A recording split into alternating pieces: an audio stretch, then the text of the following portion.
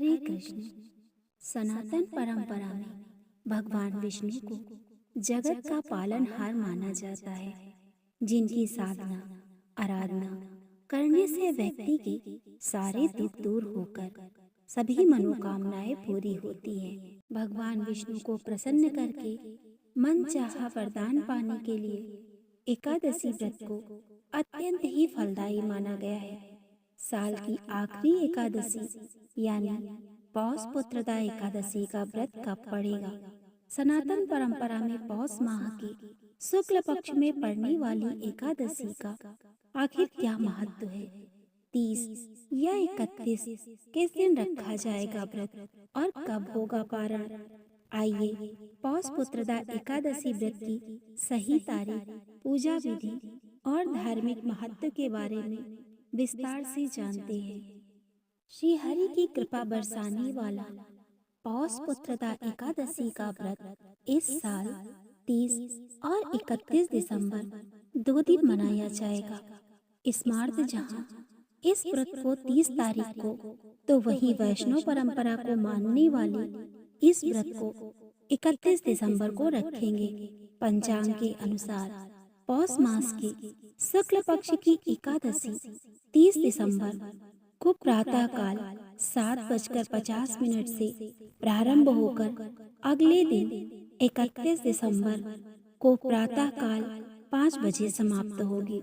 इस तरह जो गृहस्थ एकादशी व्रत का 30 दिसंबर को रखेंगे, उन्हें अपने व्रत का पारण अगले दिन 31 दिसंबर को दोपहर 1:26 से लेकर 3:31 के बीच में करना चाहिए।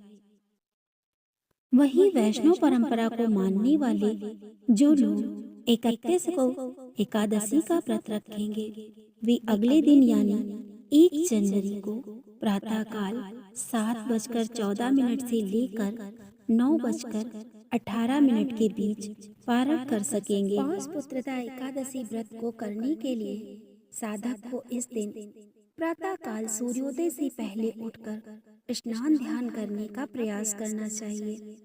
तन और मन से पवित्र होने के बाद एकादशी व्रत को विधि विधान से करने का संकल्प लेना चाहिए। इसके बाद शुभ मुहूर्त में भगवान विष्णु को हल्दी, चंदन, केसर आदि का तिलक लगाकर फल, फूल, धूप, दीप आदि अर्पित करना चाहिए। एकादशी व्रत की पूजा में श्री हरि की कथा पढ़ना अथवा सुनना अधिक ही महत्व बताया गया है। इसीलिए पूरी श्रद्धा के साथ भगवान विष्णु का गुणगान करने वाली कथा का पाठ अवश्य करें। पूजा के अंत में श्री हरि की आरती करें तथा अधिक से अधिक लोगों को प्रसाद बांटने के बाद स्वयं भी ग्रहण करें। इस व्रत में अन्न का सेवन नहीं किया जाता है, इसीलिए सिर्फ फलाहार करें।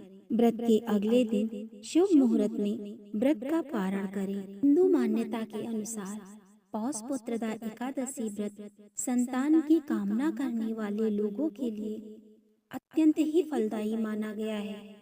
मान्यता है कि इस व्रत को करने पर साधक के जीवन में सुख, शांति और सौभाग्य हमेशा बना रहता है।